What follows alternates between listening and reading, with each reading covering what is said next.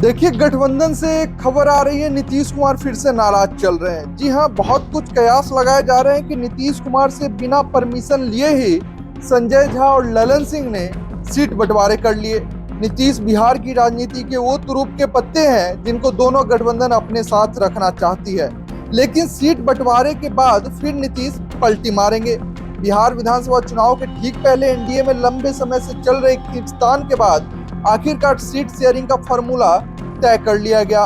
इस बार भारतीय जनता पार्टी और जेडीयू बराबर बराबर सीटों पर चुनाव लड़ेगी। पहली नाराजगी तो नीतीश की यही है कि हर बार हम बड़े भाई के रूप में रहते थे, इस बार बराबर बराबर सीटों पर क्यों समझौता हो गया, जबकि पहले जेडीयू ने हमेशा बीजेपी से अधिक सीटें जीती थी। इससे एनडीए में जेडीयू की बड़े भाई वाली स्थिति घट गई है। मुख्यमंत्री नीतीश कुमार की पलटी मार हिस्ट्री भाजपा के लिए हमेशा चिंता का विषय रही है। 2013 में बीजेपी से अलग, 2015 में आरजेडी के साथ, 2017 में एनडीए में वापसी, 2022 में महागठबंधन के साथ और 24 में फिर एनडीए में लौटे नीतीश ने कई बार साफ कर दिया कि अब कोई पलटी नहीं होगी। लेकिन भारतीय जनता पार्टी जानती है, यदि नीतीश को सीएम पद न मिला तो वो महागठबंधन की ओर रुख कर सकते हैं और गठबंधन इसके लिए तैयार भी है।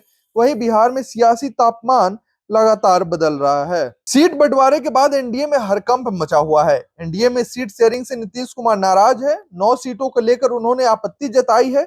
इस खींचतान के बीच सीएम हाउस में दोपहर 12 बजे बैठक होगी। जी हां, 9 सीटों को लेकर सीएम नीतीश को आपत्ति है, जिसमें जेडीयू के बड़े नेता शामिल होंगे बैठक में। वहीं राजद सुप्रीमो लालू ने अपने सभी प्रत्याशियों को सिंबल देने के बाद फिर वापस ले लिया। वहीं चर्चा है कि तेजस्वी के खास और राज्यसभा सांसद संजय यादव अहले सुबह नीतीश से मिलने पहुंचे थे।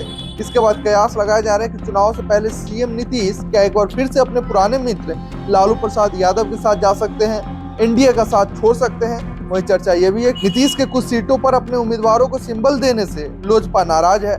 ऐसी चर्चा है कि चिराग भी एनडीए से अलग राह अपना सकते हैं। चर्चा है कि चिराग एनडीए से बाहर होंगे तो मुकेश सहनी एनडीए में शामिल हो सकते हैं। हालांकि ये सब चर्चाओं की बात है, चर्चा हर समय सत्य नहीं हो सकती है। हाल के दिनों में एनडीए में सियासी खींचतान चरम पर पहुंच गई थी।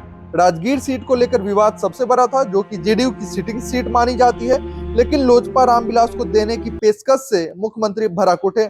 नीतीश ने स्पष्ट कर दिया कि राजगीर किसी भी हाल में जेडीयू के हाथ से नहीं जाएगी। इसी तरह मोरवा और तारापुर सीटों पर भी विवाद है। उप मुख्यमंत्री सम्राट चौधरी तारापुर से चुनाव लड़ेंगे। उनका नामांकन 16 अक्टूबर को प्रस्तावित है, जिसमें मुख्यमंत्री नीतीश कुमार, यूपी के सीएम योगी आदित्यनाथ और भाजपा के कई वरिष्ठ नेता मौजूद रह सकते हैं। जेडीयू मोरवा सीट को भी किसी कीमत पर चिराग पासवान को नहीं देना चाहती है, जबकि चिराग भी अड़े हैं। नतीजतन एनडीए में मतभेद खुलकर सामने आए हैं। सूत्रों के अनुसार केंद्रीय गृह मंत्री अमित शाह स्वयं पटना आकर इस गतिरोध को सुलझाने की संभावना तलाश सकते हैं। मुख्यमंत्री ने खुद रत्नेश सदा को पार्टी सिंबल सौंप कर संदेश दिया कि जेडीयू अपने फैसलों पर कायम रहेगी। इस तरह जेडीयू ने अपने उम्मीदवारों को सिंबल देना शुरू कर दिया, जिसमें मोकामा से बाहुबली अनंत सिंह, उमेश सिंह कुशवाहा, सुनील कुमार, शैलेश कुमार, विजेंद्र प्रसाद यादव, संतोष निराला और अन्य शामिल है।